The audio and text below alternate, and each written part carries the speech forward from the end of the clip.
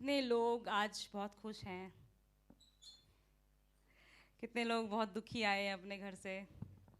कोई परेशान भी आया होगा, कोई शायद बीमार होगा, या आपके परिवार में कोई बीमार है, या कोई घटना घर में हुई है जिसकी वजह से आपका मन दुखी है, या कुछ भी हो सकता है। आपकी कोई भी स्थिति हो सकती है। एक पास्टर थे, परमेश्वर के दास थे, अब वो नहीं है, प्रभु के पास हैं। उनका नाम था केनेथ ई हैगिन, और उनको मॉडर्न अब्राहम कहते हैं कि वो विश्वास के पिता हैं मॉडर्न। तो एक बार वो प्रचार कर रहे थे, उनके पास एक आदमी आया और कहा, पास्टर साहब मैं बहुत दुखी हूँ, मेरे लिए प्लीज़ प्रार्थना करो। मैं बहुत परेशान हूँ, मेरे घर में बहुत कलेश है, आप मेरे लिए प्रार्थना करो। तो उन्होंने कहा ठीक है, मैं प्रार्थना करूँगा। पहले ये बताओ तुम कौन से वचन पर खड़े हुए हो, परमेश्वर के कौन से वचन पर खड़े हुए हो, कौन सा वचन पर विश्वास करते हो कि मेरे जिंदगी में ये वचन सच हो जाएगा। तो उसने कहा वचन ये क्या चीज़ है, क्या करना है मुझे सिर्फ इतना पता है कि मुझे प्रार्थना करवा लेनी है और परमेश्वर आपकी प्रार्थना सुन लेगा और मेरा काम बन जाएगा। तो उन्होंने कहा कि इंग्लिश में पूछा what words are you standing on. तो उसने बोला नथिंग इन पर्टिकुलर, कि कोई भी वचन पे मैं खड़ा हुआ नहीं हूँ। तो उन्होंने कहा this is what you will get from God, nothing in particular. यही तुम्हें मिलेगा, परमेश्वर से कुछ भी खास नहीं मिलेगा, क्योंकि तुमको पता ही नहीं तुम्हें क्या चाहिए। हमारा जो परमेश्वर है वो व्यवस्था की बात समझता है, बाइबल की ही भाषा समझता है, इससे बाहर वो नहीं समझता। हम जो इमोशनल बातें परमेश्वर से करते हैं, वचन से बाहर परमेश्वर कुछ भी नहीं बोलता है। हम जितने लोग प्रभु में अब आ गए हैं, मैं, आप और जितने भी पूरी दुनिया में जहाँ भी होंगे, हम सब परमेश्वर के वचन से जन्मे हैं, परमेश्वर के वचन से पैदा हुए हैं। तो हमारा आज का जो विषय है वो ये कि परमेश्वर का जो वचन है मेरे जीवन में प्राथमिकता रखता है, सबसे पहले है। जब भी हम परमेश्वर के वचन को अपनी जिंदगी में नंबर 1 रखेंगे, परमेश्वर को, उसके वचन को, उसके काम को आगे रखेंगे, परमेश्वर भी हमें सबसे आगे रखेगा। हालेलुया। भजन संहिता अध्याय 1 देखें, और यहाँ पर 2 तरह के लोगों की बात हो रही है, जहाँ पर एक व्यक्ति है जो परमेश्वर के वचन को आगे रखता है, और एक दूसरा है जो परमेश्वर के वचन पर ध्यान नहीं देता है। तो अगर हम इन दोनों में से कोई एक हैं, तो आज आप अगर गलत जगह खड़े हुए हैं, गलत डायरेक्शन में है, तो कृपया सही जगह आकर खड़े हो जाएं। भजन संहिता अध्याय 1 का 1 से हम पढ़ेंगे। कहता है, क्या ही धन्य है वे पुरुष जो दुष्टों की युक्ति पर नहीं चलता और ना पापियों के मार्ग में खड़ा होता और ना ठट्ठा करने वालों की मंडली में बैठता है, परंतु वह तो यहोवा की व्यवस्था से प्रसन्न रहता और उसकी व्यवस्था पर रात दिन ध्यान करता रहता है। परमेश्वर ने हमको ये एक एग्जाम्पल दिया हुआ है, ये एक नमूना दिया हुआ है कि इस व्यक्ति की तरह हमको बनना है, कि एक ऐसा व्यक्ति है जो दिन रात यहोवा की व्यवस्था से प्रसन्न रहता है और उस पर ध्यान करता है। यही हमें बनना है। तो वचन हमें ये बताता है कि अगर कोई ऐसा इंसान है जो परमेश्वर की व्यवस्था को पहला स्थान देता है अपने जीवन में और दिन रात उस पर मनन करता है, तो वो एक किसी चीज से उसकी कंपैरिजन करा जाता है कि वो ऐसा व्यक्ति है, वह उस वृक्ष के समान है जो बहती नालियों के किनारे लगाया गया है और अपनी ऋतु में फलता है और जिसके पत्ते कभी मुरझाते नहीं, इसलिए जो कुछ वह पुरुष करे वह सफल होता है। अगर आपने ऐसा कोई पेड़ देखा हो जो नदी के एकदम किनारे लगा हुआ हो, अगर देखा है तो बहुत अच्छा, अगर नहीं देखा है तो इंटरनेट पर या कहीं आप देख सकते हैं। ऐसा पेड़ बड़ा ही खास होता है जो नदी के एकदम किनारे लगा हुआ है, क्योंकि उसकी जो जड़ है वो नदी के अंदर है और वो अपनी जो पानी है, वही अपनी जो सिंचाई है उसी से ले लेता है। हाँ जी, तो उस पर कोई फर्क नहीं पड़ता कि अभी सूखा पड़ा हुआ है, अभी गर्मी है, अभी बारिश है, उसको उसका खाना, सिंचाई आराम से मिलता रहता है। इसी वजह से वो फलदायी रहता है, और इतना फलदायी भारी पेड़ रहता है कि छाया देता है, लोग आके उसके छाया के नीचे बैठते हैं क्योंकि उसकी सप्लाई उस नदी से है। तो जो व्यक्ति परमेश्वर की इस व्यवस्था पर, परमेश्वर की व्यवस्था से प्रसन्न रहता है, आपका मुझे नहीं पता, लेकिन अपना जब मैं बाइबल पढ़ती हूँ तो परमेश्वर के वचन को बस देखना ही मुझे बहुत अच्छा लगता है घंटों, कि ये कैसा परमेश्वर है, ये कैसे वायदे करता है। ऐसे वायदे तो कोई नहीं करता परमेश्वर मुझसे जैसे आप करते हो। बहुत देर तक मैं देखती रहती हूँ कि ये परमेश्वर मुझे चाहिए अपने जीवन में।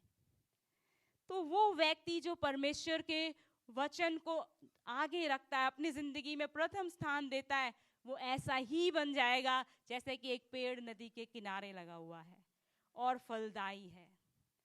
परमेश्वर ने हमें अपने राज्य में बुलाया हुआ है फलदायी बनने के लिए, कि लोग आए हमसे फल खाएं, हमारी छाया में बैठें। कभी हम जब प्रभु में नए नए आए थे तो हम छोटे, प्रभु में, विश्वास में, वचन में छोटे थे, फिर बड़े होने लगे, बढ़ने लगे। कभी हम पेड़ बन जाएंगे, हमारी छाया में लोग आके बैठेंगे, हमारे फल खाएंगे, शांति के, आनंद के, कुछ भी जो हमें फल होगा। और हमें कौन सा फल है वो हमसे मिलकर पता चल जाता है। कड़वा फल है तो हम कड़वा बातें बोल देते हैं, एनकरेज करने का फल है, शांति का फल है, प्रेम का फल है, तो हमसे बात करने के बाद दूसरे को पता चल जाता है अभी मुझे ऐसा लगा। ऐसा होता है कई बार, कुछ लोगों से हम मिलते हैं, हमारा मन बड़ा खुश हो जाता है, कई दिन खुश रहते हैं हम, क्या व्यक्ति से मिले यार, क्या लेडी थी, क्या आदमी था, बहुत अच्छी बात की उसने मुझे। और कभी कभी बड़े ही अजीब से लोगों से मिल जाते, एकदम मन खराब हो जाता है, कई दिन हम परेशान रहते हैं, यार ये बड़े नेगेटिव लोग थे तो हमारा मन पूरा दिल एकदम खराब लगता है। लेकिन परमेश्वर ने हमें चाहा है हमसे कि हम जड़ पकड़ें और हम सिंचाई अपनी इस वचन से करें। जब हम ऐसे बन जाएंगे, जब हमारा आत्मिक भोजन यहीं से मिलने लग जाएगा, तब हम वही पेड़ बनेंगे जो नदी के किनारे लगा है, जो फल रहा है। आमीन। मुरझाता नहीं है।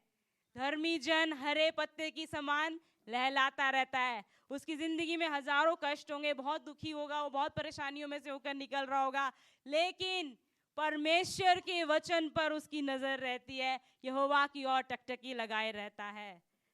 आमीन। जब मैं हॉस्टल में पढ़ती थी तो वहाँ पर खुद ही चाय, पानी, सब्जी, सब कुछ आपको खुद ही बनाना पड़ता था। और किचन में भी कुछ ऐसा खास सामान था नहीं, सिर्फ एक गैस रखा हुआ था और राइस कुकर और एक केटल जिसमें आप चाय बना सकते हो या कॉफ़ी, पानी ही उबलेगा उसमें बस। तो मुझे सुबह सुबह मुझे कॉफ़ी पीनी होती है। एक दिन मैंने वो केटल को भरा, केतली को पानी से भरा और भर के उसका स्विच लगाया, ऑन भी कर दिया और दूसरे रूम में चली गई कि मैं अपना कप ले आऊँ, कॉफ़ी ले आऊँ, उसमें डालूंगी ताकि जब पानी गर्म हो जाएगा तो फिर मैं अपने कप में डाल सकती हूँ। तो जब मैं 5 मिनट बाद आई दूसरे उस कमरे में जहाँ वो केटल लगी हुई है, तो मैं देख रही हूँ कि स्विच भी ऑन है, ये जो प्लग है ये भी उसमें डला हुआ है, लेकिन पानी गर्म नहीं हुआ। तो मैंने ध्यान से देखा, ये प्लग जो है ना पूरा अंदर नहीं गया, आधा ही अंदर गया है। ऐसा होता है कभी कभी, हम फ़ोन कई बार चार्ज कर रहे होते, जल्दी में होते, हमने लगा दिया और घंटों वेट करा, अभी हम सो जाते हैं कि रात भर चार्ज होता रहेगा, सुबह जब उठेंगे तो फ़ोन चार्ज मिलेगा। लेकिन ऐसा बहुत बार होता है कि यार ये तो अंदर गया ही नहीं, ये तो पूरा, इसको तो हम फिर क्या करते हैं, इसको पुश करते हैं और उसको धक्का मार के उसको स्विच में डाल देते हैं कि भाई अब बिजली इसके अंदर से अब बहेगी, मेरा फ़ोन चार्ज हो जाएगा। तो क्या एक बात समझ में आई कि बिजली भी है, मैंने चला भी दिया है, वो केटल भी भरी हुई है, कॉफ़ी भी इंतजार कर रही है, लेकिन वो पानी गर्म कैसे हो, उसको तो बिजली मिल ही नहीं रही।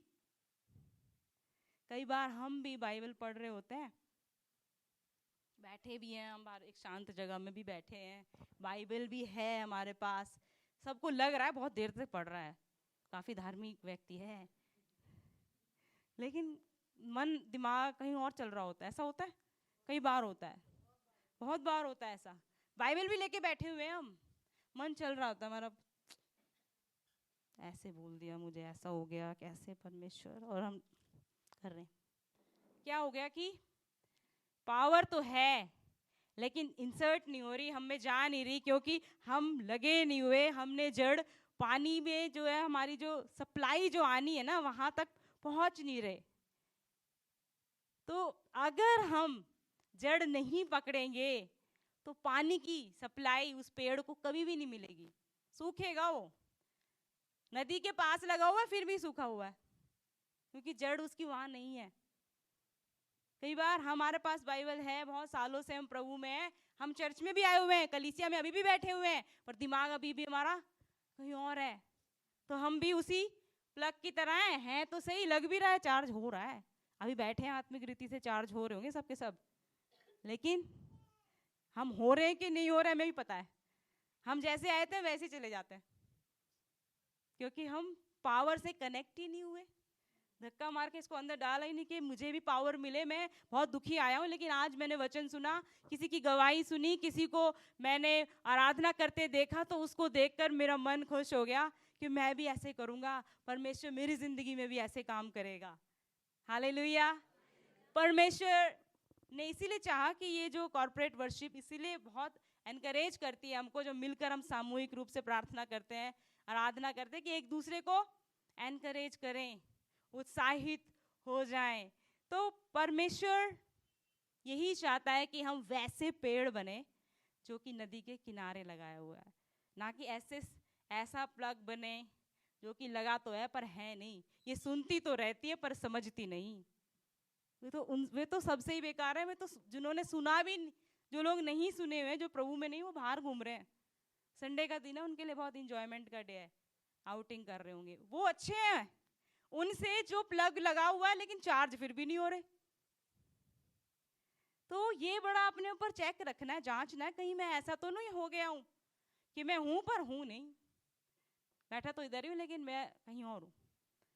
ऐसे कोई लाभ नहीं होगा। परमेश्वर का वचन होते हुए भी हम पर कोई असर नहीं करेगा, क्योंकि संसार की चिंताएं वचन को दबाती हैं। तो हम वैसे पेड़ बन जाएंगे, नदी के किनारे लगे हुए हैं पर सूखे पड़े हैं। ऐसे नहीं बने हम। तो हम बात करेंगे कि क्या होगा अगर परमेश्वर का वचन मैं रोज पढ़ने लग जाऊं, अपने जिंदगी में प्रथम स्थान देने लग जाऊं परमेश्वर के वचन को, तब क्या होगा। आप मेरे साथ देखें, भजन संहिता अध्याय 33 का 6, कोई पढ़े अगर आपको मिल जाए। भजन संहिता अध्याय 33 का 6।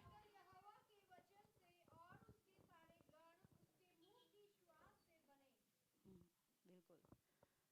आकाश मंडल यहोवा के वचन से और उसके सारे गण उसकी मुंह की श्वास से बने। आज जब रात होएगी तो जरा चांद सितारे गण सारे देखना, कितने बड़े हैं, इतने अद्भुत हैं। इनको परमेश्वर ने अपने श्वास से, दो चीजों से बनाया है, वचन और श्वास। आकाश मंडल यहोवा के वचन से और उसके सारे गण उसके मुंह की श्वास से बने। परमेश्वर ने जो कुछ बनाया दो चीजों से बनाया, वचन से और श्वास से।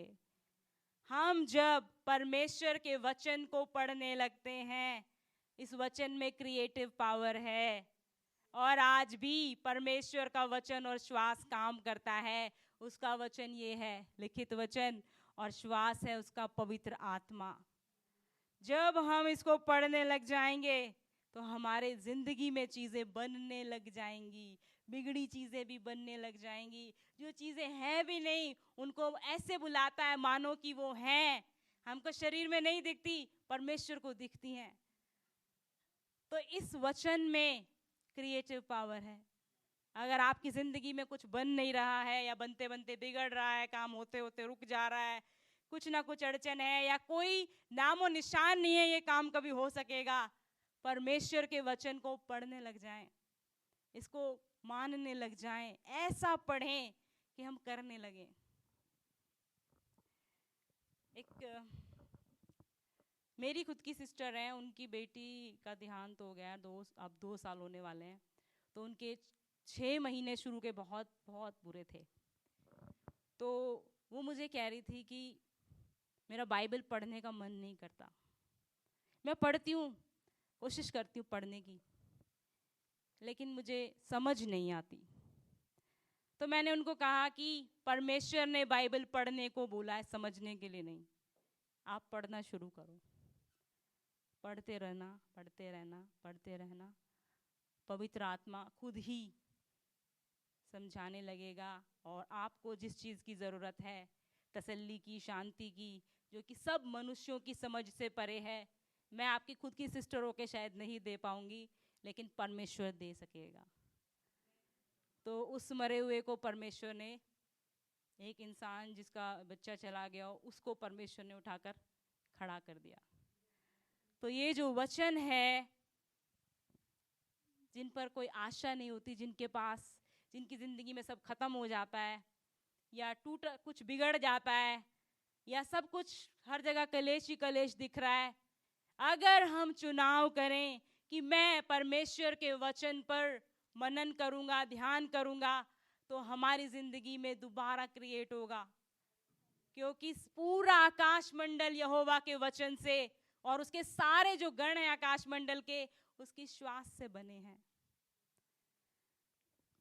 मूसा, मुझे याद आता है जब मूसा लीडर था इजराइलियों का, उनको बंधुआई से निकाल के ला रहा था कनान देश की तरफ, और सारे इजरायली लोग बड़े ही उस पर ग्रम्बल करते थे, बुड़बुड़ाते थे कि हमें जंगल में लेके आया है, वहाँ पर हम इतने मज़े करते थे, हमको वहाँ पर सलाद का भी खाना मिलता था, हमें खीरे मिलते थे, खीरे के साथ हम खा पाते थे, मीट भी मिलता था, समय पर खाना मिलता था, बस एक काम ही तो करवाते थे वो हमसे, बंधुआई में ही तो थे हम। ये मूसा हमको यहाँ जंगल में से लेकर आ रहा है। तो मूसा भी एक बार बड़ा नाराज हो गया, और उसने बोला कि आप लोग चुन लो, अब मैं परेशान हो चुका हूँ, मैं बार बार आता हूँ, तुम्हें समझा कर जाता हूँ, मेरे जाते ही तुम्हारी फिर वही बात है। तो आप चुनाव करो। जब आप चुनाव करोगे, चुन लोगे खुद ही, तब फर्क पड़ेगा, तब मेरी जरूरत नहीं पड़ेगी आपको। अभी हम प्रभु यीशु के पीछे आ गए हैं, ये हमने चुना है, सारे लोगों ने, अपने परिवारों में, आपके घरों में, जब भी सुसमाचार आप तक पहुंचा होगा, आपने चुनाव किया होगा कि मैं यीशु के पीछे चलूंगा। तो मूसा ने भी बोला चुनो। व्यवस्था विवरण अध्याय 30 में आप देखें क्या बोला उसने, क्या दे रहा हूं कि इनमें से आप चुनो। 30 का 19,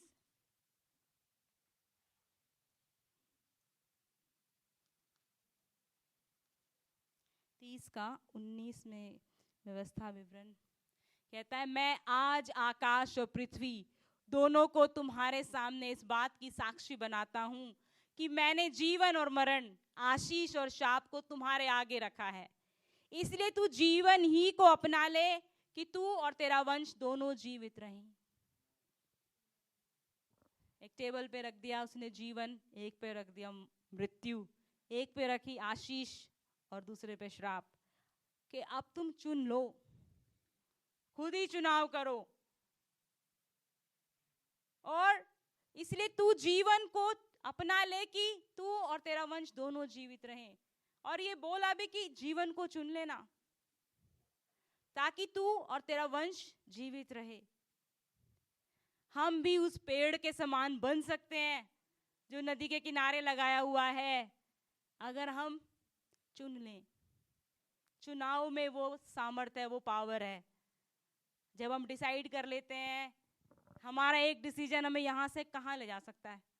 शायद बहुत अच्छा भी हो सकता है हमारे साथ, बहुत बुरा भी हो सकता है, क्योंकि हमने चुनाव किया।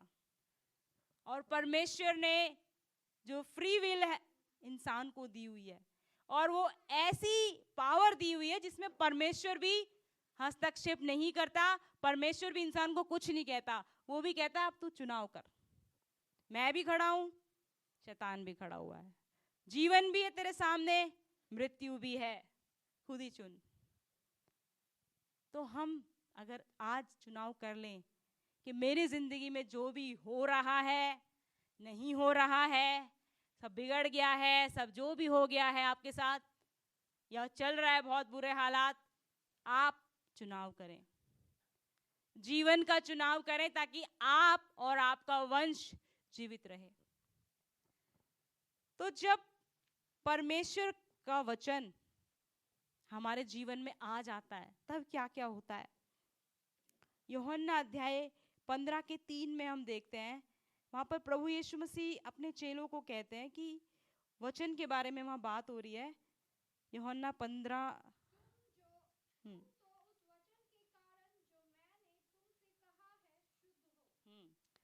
तुम तो उस वचन के कारण जो मैंने तुमसे कहा है शुद्ध हो।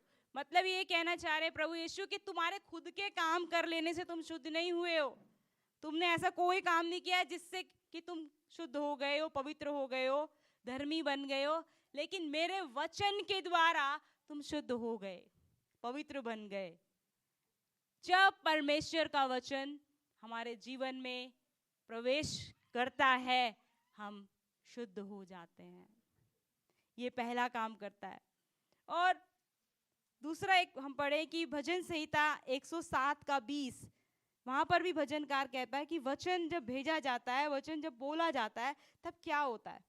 भजन संहिता 107:20,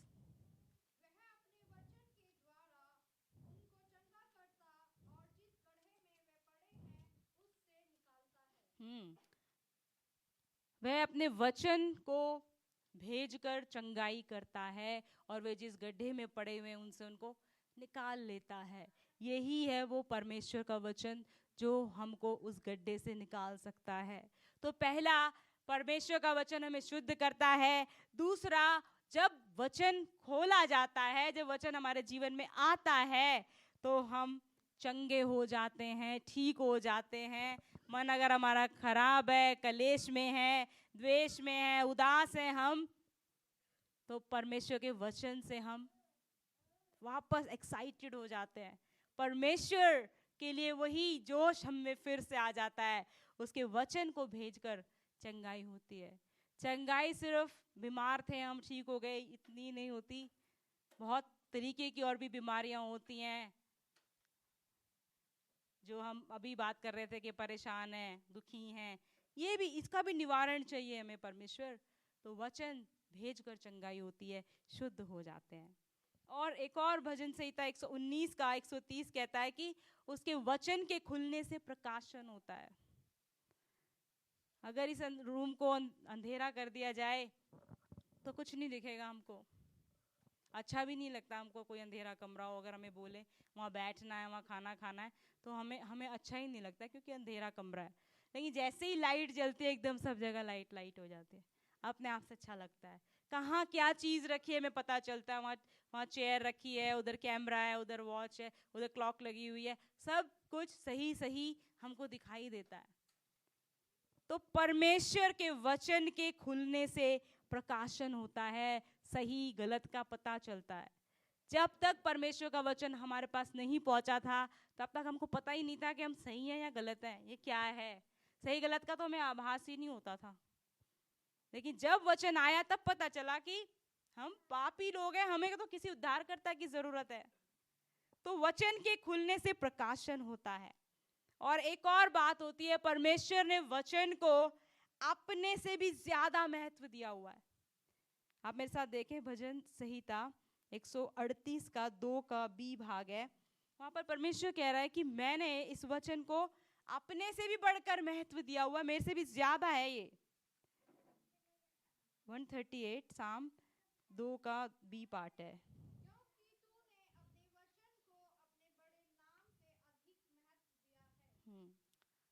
परमेश्वर ने अपने नाम से भी ऊंचा उस वचन को रखा हुआ है। मैं आपको उत्साहित करना चाहती हूँ, परमेश्वर के वचन को अपने जीवन में नंबर 1 स्थान दें। किसी चीज को जब अपने जीवन में नंबर 1 स्थान देते हैं तो उस चीज को करने के लिए हम बाकी सारे काम कैंसिल कर देते हैं। कुछ लोगों को सीरियल देखना, फिल्में देखना बहुत पसंद होती है, तो जब वो सीरियल आ रहा होता है बाकी सारे काम वो बाद में करेंगे या पहले कर लेते हैं, और 9 बजे वो बैठ जाएंगे, सीरियल देखना है उनको क्योंकि वो पसंद है उनको, ऐसा होता है हमारे आसपास, बहुत होता है। बिग बॉस चला हुआ है आजकल, बिग बॉस देखेंगे पहले ही, वो भी चालू भी नहीं हुआ, पहले 5 मिनट पहले आके बैठ जाएंगे, क्योंकि देखना है, वहाँ समय बिताना है, वहाँ पूरा इंटरेस्ट है हमारा, पहला स्थान दिया हुआ है। तो पहला स्थान देने की वजह से बाकी सब चीज़ें हम कैंसिल कर लेते हैं, फटाफट कर लेते हैं, क्योंकि इंपॉर्टेंट है हमारे लिए। वैसे ही अगर परमेश्वर के वचन को हम इंपॉर्टेंट बनाएंगे अपने जीवन में, तो हम और हमारा वंश जीवित रहेगा, आशीषित रहेगा। आमीन। और हम ऐसे पेड़ होंगे जो नदी के किनारे लगे हुए हैं, जो फलते रहते हैं, अपनी ऋतु में फलते हैं, कभी मुरझाते नहीं। प्रभु यीशु मसीह भी व्यवस्था का ज्ञान रखते थे। प्रभु यीशु मसीह के पास नया नियम नहीं था, नया नियम बाद में आया जब यीशु मसीह का स्वर्गारोहण हो गया, चेलों ने जब सेवा का काम शुरू किया गया हुआ, तब नया नियम कंपाइल हुआ। लेकिन प्रभु यीशु मसीह ने पुराने नियम की 5 पुस्तकें पढ़ी हुई थी, व्यवस्था को वो जानता था। और लोग जब भी वाद विवाद करने आते थे तो प्रभु यीशु कहते थे व्यवस्था में ये लिखा है, व्यवस्था ये कहती है। प्रभु यीशु मसीह भी ज्ञान रखते थे। तो हम जो यीशु के चेले हैं, हमें कितना और ज्यादा ध्यान और ज्ञान रखना चाहिए। हम देखते हैं मत्ती अध्याय 4 में, जहाँ प्रभु यीशु मसीह की परीक्षा की जा रही है। 40 दिन का उपवास किया हुआ है प्रभु यीशु मसीह ने, और वहाँ पर शैतान आ रहा है और वहाँ पर परीक्षा की जा रही है प्रभु यीशु की। और प्रभु यीशु मसीह बार बार एक ही डायलॉग बोल रहे हैं, बार बार एक ही बात बोल रहे हैं कि लिखा है। यीशु मसीह को बड़ी भूख लगी हुई है, और वहाँ पर शैतान आकर बोलता है रोटी दे दूंगा मैं तुझे, अगर तू ये कह दे, इस कंगूरे पे खड़ा होकर देख नीचे कितना वैभव है, ये सब तुझे दे दूंगा। और प्रभु यीशु कहते हैं लिखा है मनुष्य केवल रोटी से ही जीवित नहीं रहेगा, लेकिन हर एक वचन जो परमेश्वर के मुख से निकलता है उससे जीवित रहेगा। हर बात का जवाब प्रभु यीशु मसीह ने कहा लिखा है। इसीलिए हमारे लिए बहुत जरूरी है कि क्या लिखा है।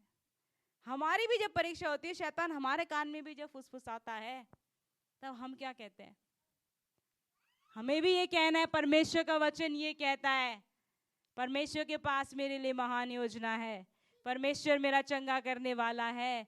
जब डॉक्टर आके हमें रिपोर्ट देते हैं कि तुम्हारी रिपोर्ट बहुत बुरी है, कुछ नहीं हो सकता आपका,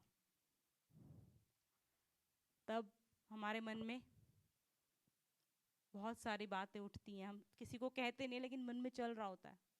तो वो जो चल रहा होता है उसको जब वही फुसफुसाहट है शैतान की, आपको तब बोलना है कि लिखा है कि प्रभु यीशु मसीह ने मुझे चंगाई दी है, उसके कोड़े खाने से मैं चंगा हुआ हूँ। वो चंगाई आज भी उपलब्ध है मेरे लिए, मैं चंगा हो चुका हूँ। तो ये वचन बोलकर हम शैतान को हरा सकते हैं। पर अक्सर होता ये है कि शैतान बोलता रहता, हम सुनते रहते हैं, एंटरटेन करते रहते हैं। अगर वचन नहीं पता होगा तो हम नहीं जीत पाएंगे। वहां पर हमको बोलना है कि परमेश्वर का वचन ये कहता है, अपने आप को रिमाइंड कराना है। तब हम ऐसे पेड़ बनेंगे जो नदी के किनारे लगा हुआ है। बड़ा शानदार पेड़ है वो, कभी भी मिल लो आप उससे, खुश हो जाओगे आप, लहलाता ही रहता है। बहुत सालों पुराना पेड़ है वो, फिर भी नया लगता है। उसके फल भी बड़े मीठे हैं। उसकी वो बड़ा घना पेड़ है, लोग आके बैठते हैं उसकी छांव में, क्योंकि जड़ उसकी पानी में है और वहीं से सिंचाई हो रही है। हम भी ऐसे इंसान, ऐसे वही व्यक्ति बने जो परमेश्वर ने चाहा कि इसी से सिंचाई होनी चाहिए, इससे बाहर नहीं। आइए प्रार्थना करते हैं। प्रभु यीशु मसीह के नाम से पिता, हम आपके सन्मुख आते हैं और धन्यवाद देते हैं इस समय के लिए परमेश्वर, कि हम आपके भवन में पाए जाते हैं। परमेश्वर, जब हमने आपके वचन को सुन लिया है तो उसको सुनकर हम करने वाले बन जाएं परमेश्वर, ना कि सिर्फ हम सुने और ना करें। हमारी जिंदगी में परमेश्वर आपका वचन प्राथमिकता बन जाए और हम वैसे ही वो पेड़ बन जाएं जो नदी के किनारे लगा हुआ है, जिसके पत्ते कभी मुरझाते नहीं, जो सदा फलदायी रहता है। हर एक व्यक्ति जो यहाँ बैठा है उन्हें प्रभु यीशु के नाम से मैं आशीष देती हूँ। प्रभु यदि उनकी कोई ज़रूरत है परमेश्वर, उनके घर में कोई कलेश है, तकलीफ में है परमेश्वर, आप अपना कार्य उनके जीवन में दिखाएं, उनको अपनी शांति और खुशी से भरें। इस प्रार्थना को प्रभु यीशु मसीह के नाम से मांगते हैं, आमीन।